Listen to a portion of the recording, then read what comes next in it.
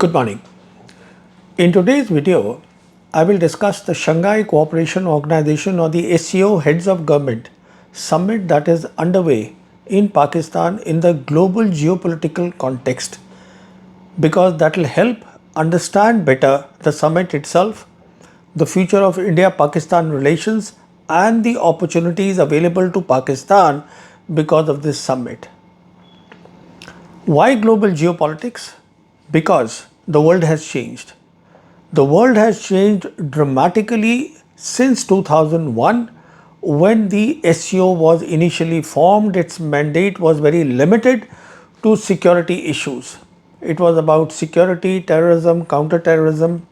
Now, with the transformation of global geopolitics which has come from Europe to our region, Asia Pacific region, everything that the SCO does is global.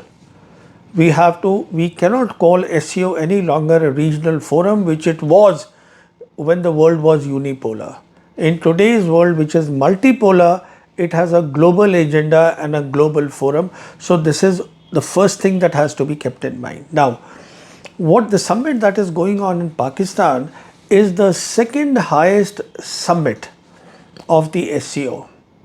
The highest summit or the top level summit is what is called the SCO Heads of State Summit, which is done by the country which has the rotational presidency of SCO for a year. This year, 2024-25, the presidency is with China. So it is China which, in consensus with the member states, decides the framework of what it wishes to accomplish in this particular year, which is 24-25, and all the other forums, then they have their format which must remain within that envelope as made by the Chinese. Now, Chinese were quick enough when the last summit happened of 2024 in Astana, Kazakhstan. Within days, they said that 2025 SCO summit will be called the year of sustainable development. So they already put that out. Now, when they talk of sustainable development, obviously they are referring to the United Nations 17 Sustainable Development Goals, which were identified in 2015, have to be accomplished by 2030, and China is playing a leading role in this. In those United Nations Sustainable Development Goals, Chinese also spoke about the agenda besides being of security, of development and of civilizational initiative, once again referring to the three big initiatives given out by President Xi Jinping to be worked under the United Nations. They are Global Development Initiative, Global Security Initiative and Global Civilizational Initiative. And the Chinese also said that they would encourage the 10 members of the SCO to consider being on the Beidou satellite constellation, which is owned by China, and they said that they would help the member states in digital technology, whereby they allocated 1,000 positions for the people from SCO countries to come to China and do training in digital technology to understand that better. So within this framework, the present summit that is going on in Pakistan, they have identified, besides security, trade and economic issues and connectivity. We know that of the 10 member states of SCO, 8 prime ministers have come there, the vice president of Iran is there, and India has sent foreign minister Jaishankar. So this is the big picture that we are looking at. Now, once again, global geopolitics, why it is important and why is it that we must consider now everything in that context? Again, there are two reasons for that. Since this global geopolitics has come to our region, which is Asia Pacific region, all the nations which are geographically located in this region, and let me be specific, India and Pakistan as two neighbors, it is important that they recraft or they review their foreign policy. Because traditionally foreign policy is always predicated, or it is based on the nation's geography, its history, its population, its national power, which is really hard power, which is about economic power, technology power, military power. Now, what is added to this in crafting the foreign policy are the opportunities which are available because of global geopolitics. Because at the end of the day, a nation's foreign policy is about helping the development of the nation. So geopolitics becomes important. And the other reason is that the world, as I said, is no longer unipolar. Instead of one big power or the superpower, America, today we have three great powers, not one. They are America, China and Russia, and between them, strangely, they support two entirely different visions. As far as the Americans are concerned, they are leading global north, which are the industrialized nations of the world, constitute 20% of the population, and their vision is about competition and confrontation. I will not go in the details there. But certainly they talk about plurilateralism. They talk about alliances, they talk about blocs, they talk about sidelining the United Nations, they talk about deglobalization, and their vision is what is called Indo-Pacific strategy vision. Now, on the other side, whereas they talk about competition and confrontation, because if the competition gets intense, it can spill over to confrontation. The other side, the other two great powers, which is China and Russia, they talk of cooperation. They talk about development, they talk about connectivity, they talk about mutual trust, they talk about indivisible security, they talk about multilateralism, they talk about globalization, and they talk about United Nations based international law and United Nations based order for the world. And for them, this is about Asia Pacific strategy. So there is a distinction to be made when we say Indo-Pacific and when we say Asia Pacific. And because of the cooperative or the giving equality to all the member countries is the agenda of this vision, the underdeveloped and the developing countries, they get attracted, or they have been attracted to this vision, and they constitute 80% of the world population, and they are global south nations. So, as far as India and Pakistan are concerned, both belong to global south. But whereas I see India has made a choice, I don't see Pakistan has made a choice for itself, which will give it opportunities for growth and development. I will explain this. As far as India is concerned, and what is the important thing about these two nations? These two nations, when you look in the geopolitical context, are what are called geopolitical pivots. What that means is that for these three great powers, a great power is one which can influence events anywhere in the world. Now, to do that, they are looking always for countries in the region, the geopolitical pivots, which help them accomplish their mission or their agenda. So, I consider these two countries in geopolitical terms as geopolitical pivots, which are sought by the three great powers. Now, as far as India is concerned, the Americans want India as a military bulwark because of its geography, because of its large military bulwark against China in the Indian Ocean region, to also have a combat role there. And the Indian government is quite happy with that. And the evidence of that is India's External Affairs Minister saying that Modi government's Act East policy enunciated in 2014 has been vindicated by Indo-Pacific, which I said is the American strategy.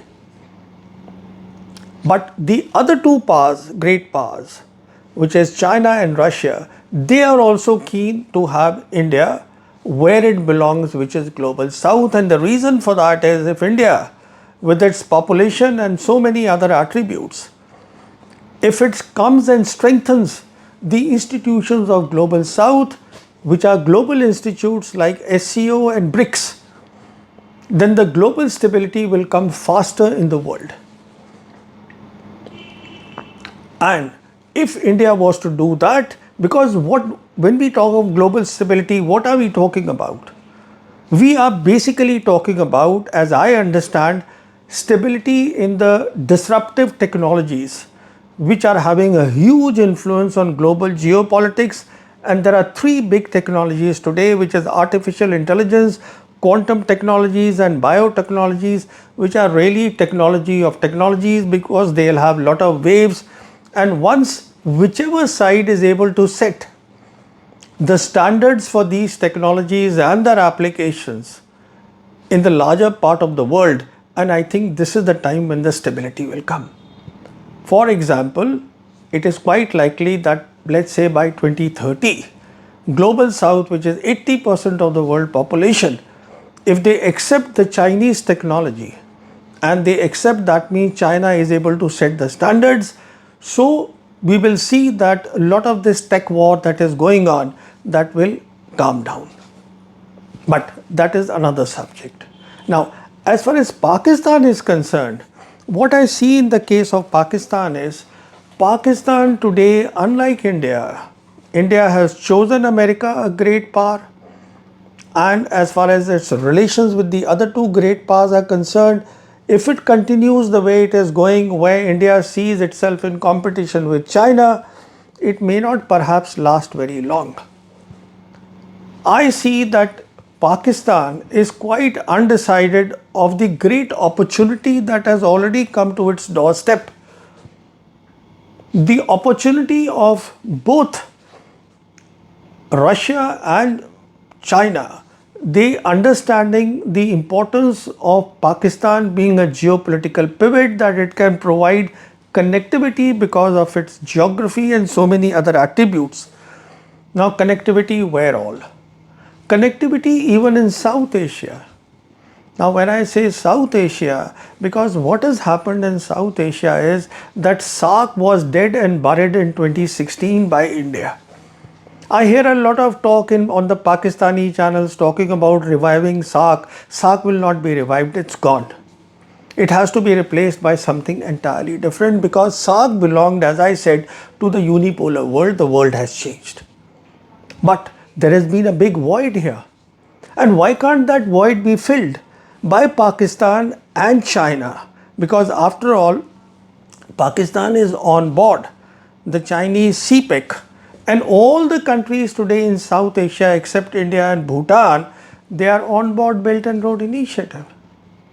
So this is one area. So when Pakistanis say, their analysts say that, look, we want connectivity north, we want connectivity in south, we want connectivity in west, they always say on the east nothing much can be done because India is there. No, there is a great opportunity there to be exploited.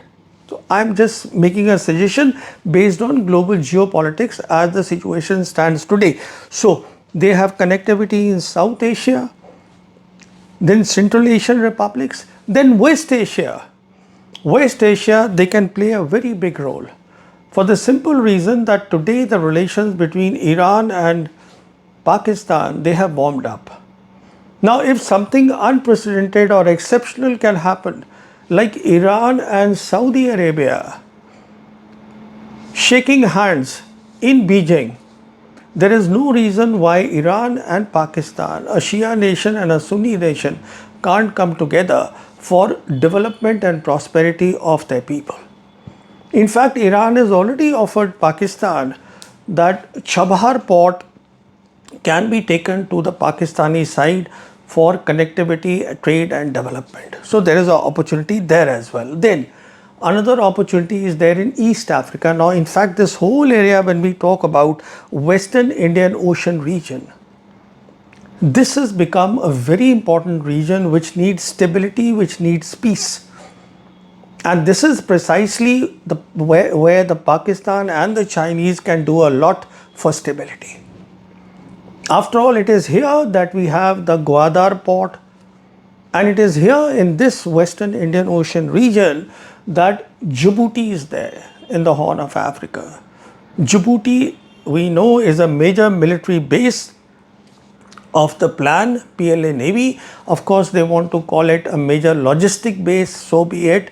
But this area looks after two major choke points: Strait of Hormuz from the Persian Gulf and Bab al Mandeb from the Red Sea. It comes to the Gulf of Eden. In addition to that, if the Pakistanis were able, or they succeed in bringing stability to the Makran coast, which is about 1000 kilometers, and it is owned by Pakistan and Iran. And this is where Baluchistan province is there. If the stability can come there, plenty can be done.